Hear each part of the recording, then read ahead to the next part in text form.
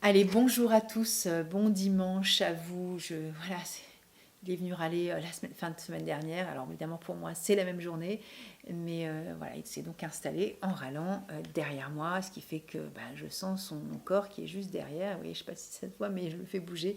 Et donc je continue dans la série Arrêter de convaincre et pourquoi avons-nous besoin de convaincre avec les bénéfices secondaires.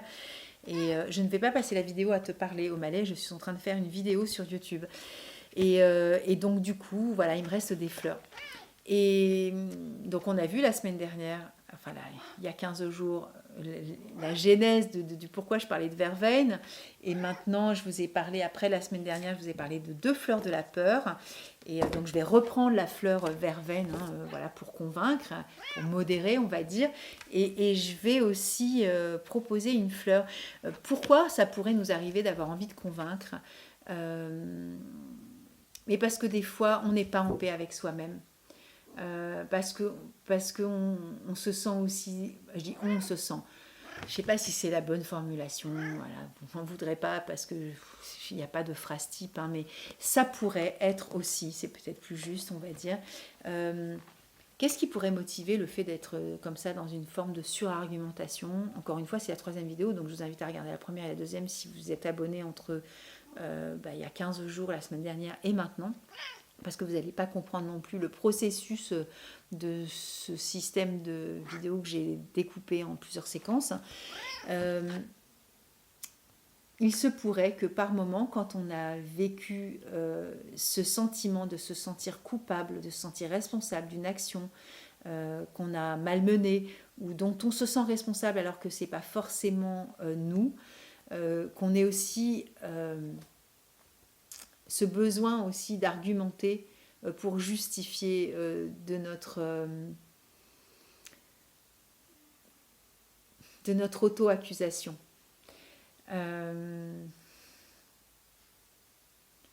des fois, on a l'impression qu'on a plus la conscience tranquille quand on a le sentiment d'avoir mal agi en surargumentant sur les autres, en disant si par exemple on s'en est voulu de ne pas avoir agi à un moment donné, un instant T, sur quelque chose qui a pu se produire il y a plusieurs mois, il y a plusieurs années ou dans une autre situation, eh bien, par moment, on peut aussi se sentir dans une forme de nécessité et de besoin de,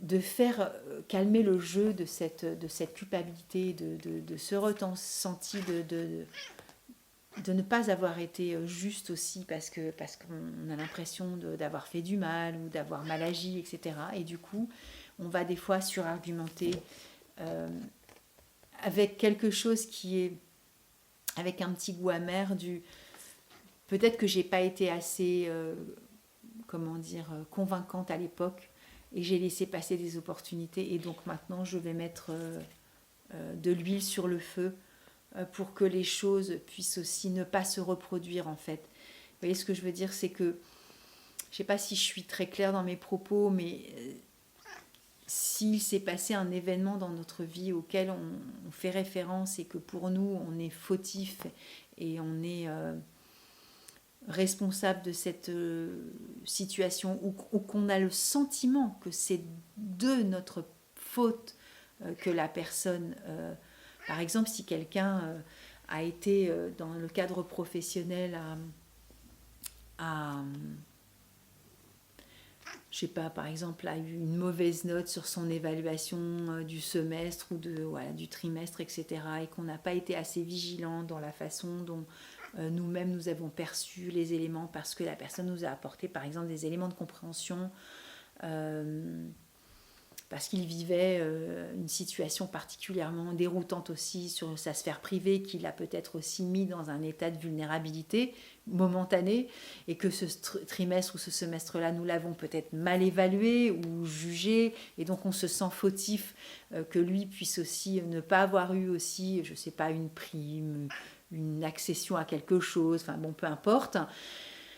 Eh ben, peut-être qu'après, parce que nous devons aussi faire référence à un N+1 aussi, puisque quand on est par exemple manager d'une équipe, on doit aussi référer à des supérieurs pour coacher aussi cette équipe-là, pour atteindre son objectif dans l'entreprise par exemple, eh bien on peut aussi s'en vouloir de ne pas avoir été suffisamment clément ou à l'écoute ou suffisamment, vous savez, quand on fait du management d'humain, ceci et cela, et donc parce que si la personne a traversé soit une maladie, soit un deuil, soit un déménagement, une séparation, etc., vous voyez, des fois on a une espèce de vue parcellaire de la situation, et on peut aussi agir de façon des fois maladroite, et on peut se sentir coupable, tout simplement, voilà. Donc je donne un exemple comme ça, vous prenez ce que vous voulez avec ça. Mais du coup après, si la situation par exemple se reproduit parce que des évaluations, il y en a tout au long de l'année, ou au semestre, etc., ou une fois par an, on s'en fout. Là, sur quoi je vais agir? Sur l'argumentation, par exemple, à mon N+1, que cet employé, ce salarié, ce collègue, cette personne de l'équipe a vraiment, il a mis la gomme cette année, etc., alors que l'autre a une opinion complètement différente. Vous voyez qu'il y a des moments où il va falloir aussi argumenter pour le bout de gras, en disant non mais là je ne vais pas laisser passer le truc en fait. Parce que quelque part derrière, je m'en veux aussi de ne pas avoir été assez réactif la dernière fois ou de ne pas avoir vu des choses. Donc vous voyez que des fois on surargumente aussi des éléments parce qu'il y a une forme aussi de quelque chose qui pourrait se produire comme une forme de petits trucs qui nous polluent, qui fait qu'on s'en veut d'avoir été que ceci, cela et qu'on n'a pas fait la paix avec soi. Et donc des fois, ça peut être des réactions en chaîne. C'est ça que j'essaie de vous expliquer. C'est que quand je vous propose cette fleur mimus la semaine dernière,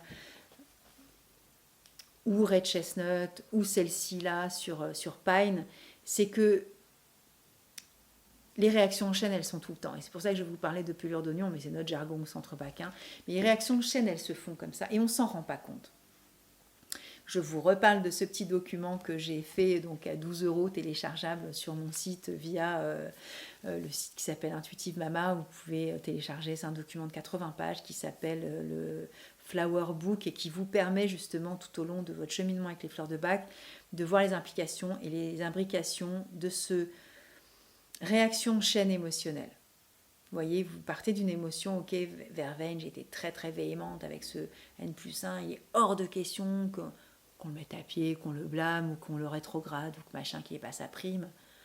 Parce que moi je m'en veux de ne pas avoir vu ce qui s'est passé en fait, et on n'est pas obligé de raconter non plus la vie à privé ou à N+1, mais on aura préparé le dossier et là on va dire non mais là, et regardez, et ça, et ça, et ça, et ça s'est bien passé, et ça, regardez, et vous avez vu quand il est arrivé, machin, et là on va y aller. Et donc la réaction en chaîne émotionnelle, elle existe. Et donc, quand vous faites ce chemin avec les fleurs de bac, quand vous prenez des fleurs de bac, vous avez aussi des réactions en chaîne. Et c'est aussi pour ça que je vous fais ces vidéos. C'est pour vous dire, attention, regardez ce qui se passe. Et tout ce qui est en filigrane, que vous ne voyez pas avec vos yeux, ou que vous ne percevez pas, que vous ne ressentez pas, que vous n'entendez pas, ou que vous ne subodorez pas. Encore une fois, un entretien de fleurs de bac, le conseiller agréé du centre bac est là aussi pour vous guider, vous accompagner, vous soutenir là-dedans, dans cet affinage, cette écoute, cette perception, ce ressenti, ça là, et c'est là, c'est présent. Mais nous, dans notre discours, ouais, machin, je comprends pas, vraiment, rien. Ouais, mais il se passe d'autres choses en fait, et on ne se rend pas compte. Donc voilà, c'est important aussi de prendre en considération tout ça. Je regarde le timing, c'est bon. Je crois que je vais faire une 4e vidéo parce que sinon je ne vais pas m'en sortir, parce que je ne veux pas faire trop de fleurs aussi en même temps.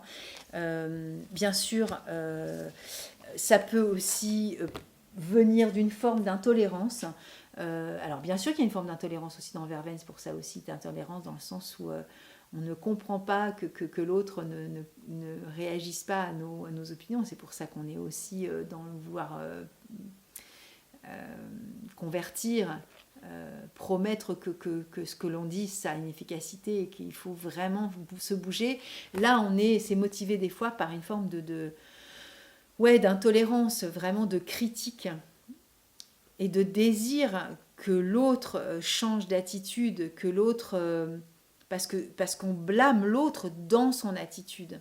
Là, on ne va pas blâmer l'autre dans son attitude, on va argumenter pour que l'autre comprenne que ce que l'on dit a de la valeur et que les valeurs auxquelles on croit et auxquelles on tient soient respectées. C'est pas pareil. Là, alors, elles font toutes les deux partie de la même famille émotionnelle, ça vous reverrez ça dans la première vidéo. Préoccupation excessive du bien-être des autres. Là, on est sur le côté je veux que tu changes parce que ce que tu fais, c'est pourri, c'est naze, c'est nul, c'est non avenu. Et je te critique, je te juge, je déteste ce que tu fais. Tu le fais mal. Arrête de faire ça, ça m'agace. Ça m'énerve, ça me prend la tête. Et donc du coup, si la petite pique là, le petit pic là, le truc que je t'ai déjà dit, mais mets pas ça là, tu m'énerves, bouge ce truc ici, ou range ta chambre, tu vois bien que c'est le bazar pour pas dire autre chose, etc. À force de, vous voyez, de semer ces petites graines, je reparle des ados, j'en ai parlé à la première vidéo 1,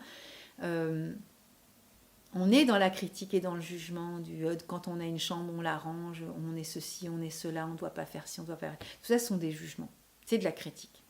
C'est une forme d'intolérance. C'est de ne pas supporter que l'autre n'ait pas le même point de vue que soi. Voilà. Et qu'on ne supporte pas que la vision, la perception de la vie ou de l'alimentation ou de forme de ce qu'on vit, ce qu'on met en place ou même ses pensées, c'est intolérable pour l'autre. Donc je vais te dire, c'est naze ce que tu fais. J'aime pas, t'as vu comment t'es habillée. Tu devrais changer de maquillage. Ça te va pas le rouge. Ou t'as vu, elle m'envoie encore un mail avec sans la pièce jointe. Tout ça sont des jugements, des critiques. On condamne les autres d'une certaine façon. Et des fois, à force de faire ça, ça peut aussi de dire, ok, elle écoute pas ce que je dis, je vais la pourrir derrière en lui donnant des arguments, etc. Vous voyez que c'est pas, encore une fois, je dis c'est en vidéo 2, c'est pas l'un va pas sans l'autre. Il n'y a rien qui va avec l'autre. Rien du tout. Je parlais juste des implications émotionnelles et des subtilités émotionnelles qui peuvent se mettre en place. Et tout ça, c'est du conditionnel, j'en sais rien. C'est pas... Il n'y a jamais rien de juste, en fait, et d'acquis. Apprenez à vous découvrir, à vous connaître, apprenez à mettre en place une forme de logique et de compréhension des fleurs de bac sur votre propre système émotionnel et vous comprendrez mieux comment ça se passe. Voilà, je vous souhaite un bon dimanche. Je vais clore la vidéo maintenant et je terminerai avec les 3 autres pour la semaine prochaine. Donc ça fera bien une série de 4 vidéos que je ne savais pas au début, mais voilà, elles sont bien séquencées et on clôturera. Je vais clore ce format en 4 et c'est déjà beaucoup et du coup vous aurez tout le mois d'août et je pense une partie du mois de septembre pour le coup si j'arrive à caler tout ça avec cette série de Pourquoi on convainc. Mais vous voyez que la thématique initiale peut aussi paraître complètement ça m'intéresse pas plus que ça, oui, mais je parle d'autres fleurs en fait, donc oui, tout est intéressant finalement. Je ne fais pas une espèce d'auto-évaluation de mes vidéos, hein. Justement mettez-moi en commentaire ce que vous en pensez, mais ce que je veux dire c'est que c'est intéressant aussi d'aller au-delà de la thématique, c'est plutôt ça que je voulais dire, c'est que si on s'arrête simplement au titre accrocheur de la vidéo, on peut dire ouais je ne me sens pas concernée, peut-être et peut-être pas. Bon dimanche.